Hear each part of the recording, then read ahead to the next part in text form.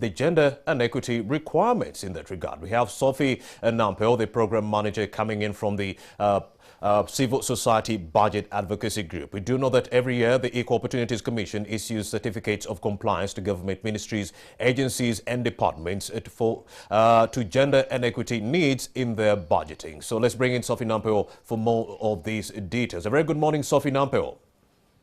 Good morning to you. How are you? Yes, Sophie, a very good morning. We'd like to know, this conversation comes in the midst of a pandemic. We are dealing with some 71,543 cases of COVID-19. We instituted a lockdown on Friday for the next 42 days. We are in the third day. So in your opinion, as the program officer at the Civil Society Budget Advocacy Group, we'd like to know what your comment is on how this lockdown has been implemented. Sophie Nampel. Thank you very much, and good morning, viewers. I'm hoping you're all well and keeping safe. About the budget and what my view is with what is going on. First off, we are, as civil society, we are grateful to government for what it has done so far in terms of gender and equity. Ensure that the budget reduces discrimination and inequalities for all citizens. Specifically, we are grateful that an allocation of about 9,496 billion is allocated towards interventions of gender and equity. Part of that, with the situation that is going on, we are grateful that the Ministry of Finance is dedicated to allocating up to distributing up to 40,000 taxpayer guides to inform taxpayers on businesses, especially the women, who are partly informal, but also those who are in the formal business have challenges. And during this time, you don't want someone losing a bit of their money because they were not informed about tax payment or meeting their obligations as an ordinary citizen.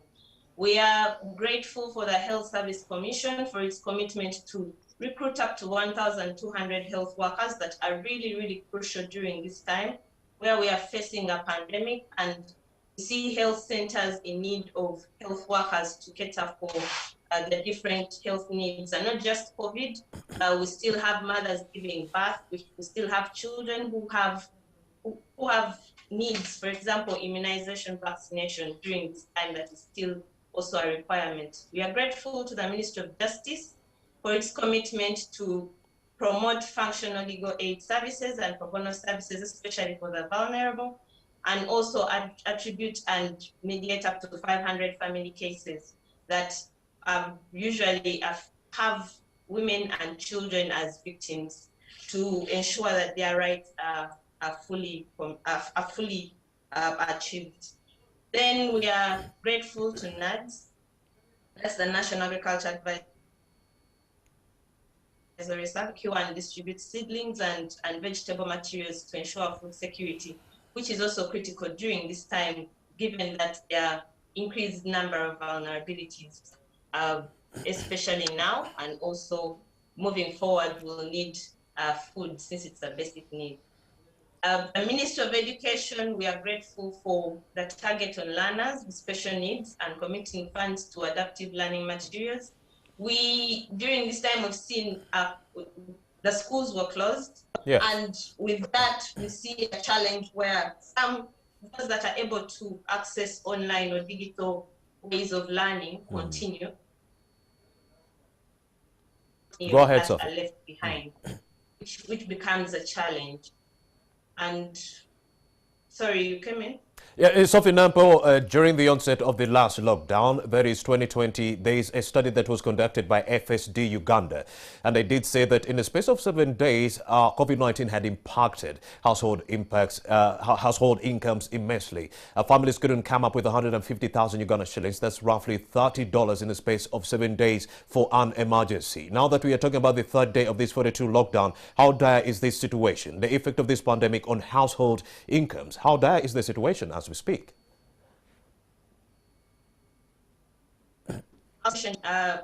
For someone to part with 50,000, it might look small to some, but for many, it's a big amount of money. And now that we are in a lockdown, some people are not working. There are a number of families that depend hand to mouth. That becomes a challenge if they have to part with 50,000 shillings, sometimes maybe to treat a person.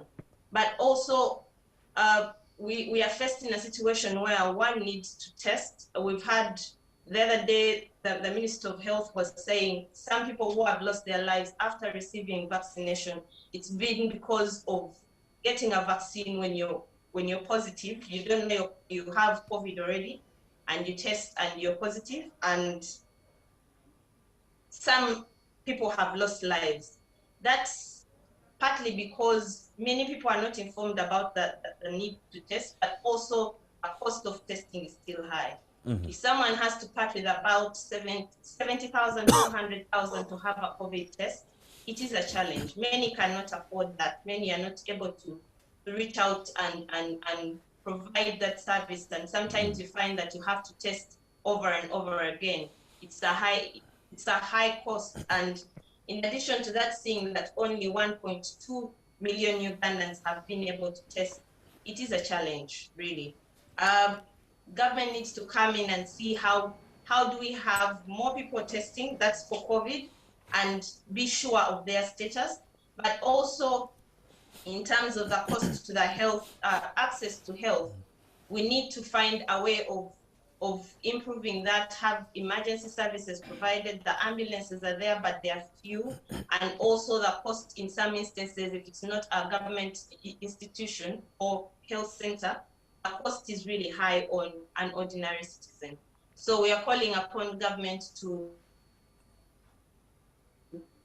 see allocation of resources to emergencies, preventive and otherwise, to provide services to people, but also moving from that, providing more to sexual reproductive services. These are an area that is really lacking in the health sector, where we see only 27% women receiving access to contraceptives, for example, and 10% having unintended pregnancies. We need to have more information about that and see how we control some of these situations. Sophie Nampo, what about access to capital? How many of our women within this country have access to capital to help resuscitate their business or ensure continuity of their business? Access to capital is still a challenge for many women, and partly because many are not able to meet up with the security that is required. You find many women don't own the assets that they have. They're probably in the names of their spouses, or they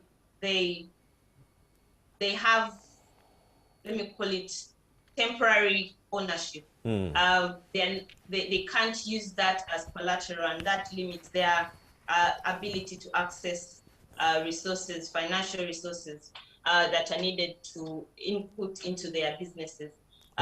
We've realized that there is an ability to access capital, but there's limited information about this to use. I think the lawyers call it, it's not collateral.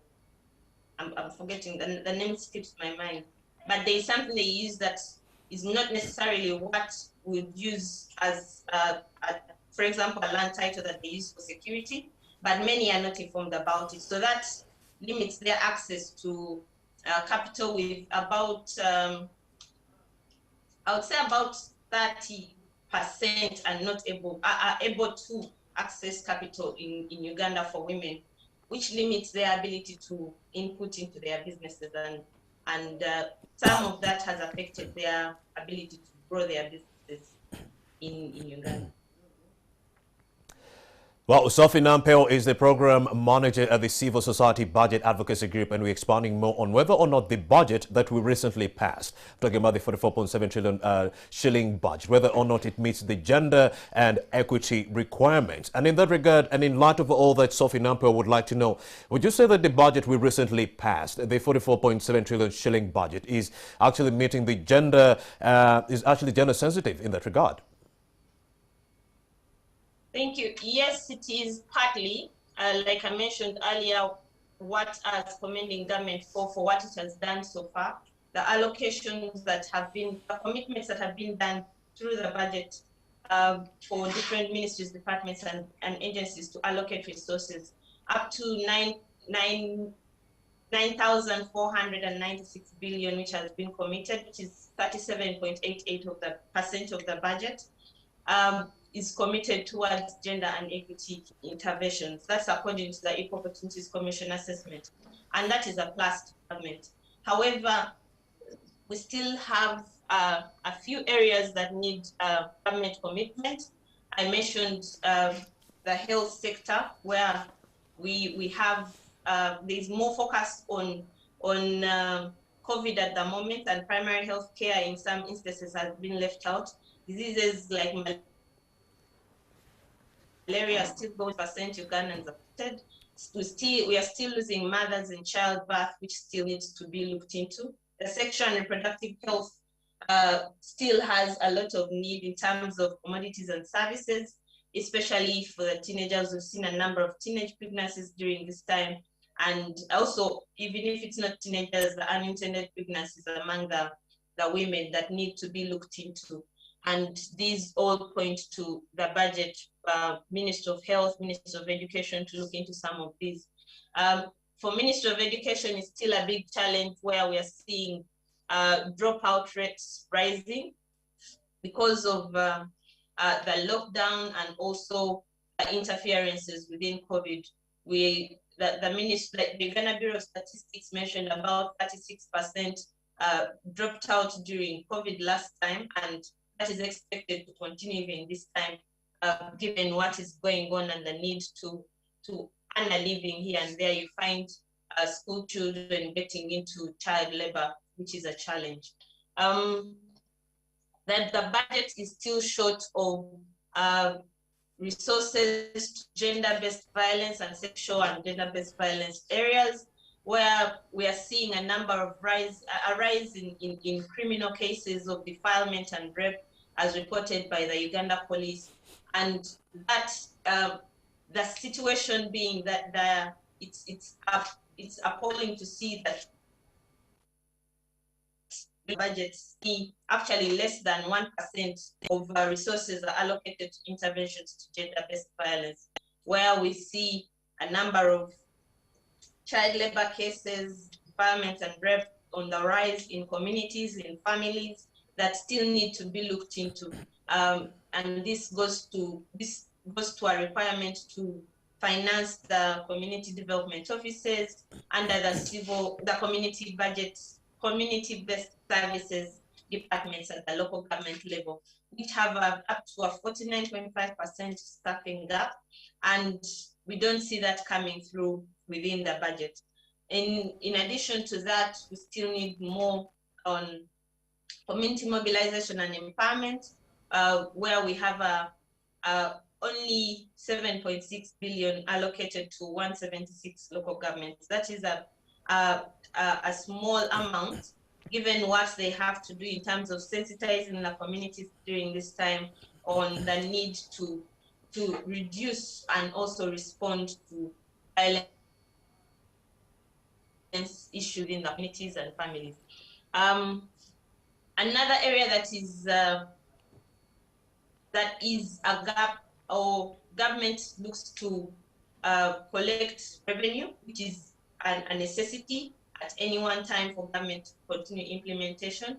It needs to collect revenue, but then we see areas that could be a challenge during this time. For example, the introduction of the 12% charge on internet data, and also the increase in tax on gasoline and fuel, which will increase the cost of fuel. We know many things require fuel. It could be industries for manufacturing, it could be motor vehicles for movement here and there. Yeah, that affects not only the immediate transporter, for example, but it also goes down to what they are transporting. Yes, Sophie Nampel. Ordinary citizens. Let's also talk about the colours development that took center stage during the onset of the first pandemic. That is the first lockdown around March 20th. When everyone is back at home, it means women are subjected to unpaid work. Simply because the man is not working anymore, he's back at home. Now our children, school learners, are back home in the home setting, meaning it's the women who are going to be grappling with that unpaid work. And the fact that over 20,000 COVID-19 patients are spread in many communities right here in Uganda, it means it's going to be the women who have no money or access to capital who are going to be grappling taking care of COVID-19 patients. Paint for us a picture of how dire this situation is going to be during this 42-day lockdown that we are seeing. In terms of unpaid care, this is a challenge. A woman is subject to quite a lot, like you mentioned. I'll paint a picture of a home where the mother might be sick, the father might be sick, the children are sick, and it still goes down to the mother to look after these children. They still have to earn a living, her and her husband, which is not possible. And even when they are not well, they still have to find a way of looking for something to eat, a way of survival. Because we know even when someone is sick, they need to feed healthy, they need to keep healthy to pick up their immunity. So a woman who is unpaid, is not able to work or earn the 5,000 shillings maybe from selling whatever she was able to sell because now she's not well. The husband becomes a challenge to the family in terms of looking after the children, looking after themselves, and looking after the husband himself. Unpaid care there becomes an area that government needs to look into to see how do we Sophie, find a way of getting a form of living, a standard of living for this person who is unpaid, who is in a home. All right, so Sophie. We need to find a way of posting the unpaid care within the homes. Sophie Nampeo, before I let you go, I would like to know what more can government do to ensure that the future budgets cater for women and children, plus other vulnerable groups, Sophie? One is continuing with the EOC assessment, the Equal Opportunities Commission assessment, because it highlights areas that need the gaps that need more resourcing for gender and equity, but also building a capacity of ministries, departments, and agencies to understand the need to budget for gender and equity and also be able to reflect this in their budgets and commit to it. We've seen some areas where the resources are reflected, but because of budget cuts sometimes or changes in the budget, these are left out. We need to emphasize the need to cater for all children, youth, women, and see that their livelihoods are improved.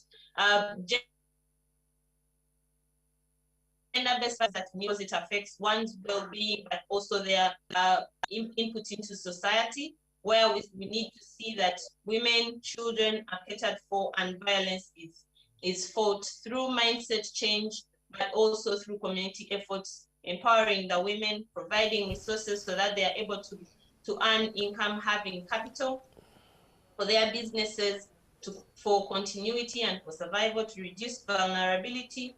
During this time, especially, government talked about looking into the vulnerable, those who are not able to provide their daily, maybe daily bread, see how these are catered for within this time and also beyond. All right, great insights coming in from Sophie Nampeo, the program manager at the Civil Society Budget Advocacy Group.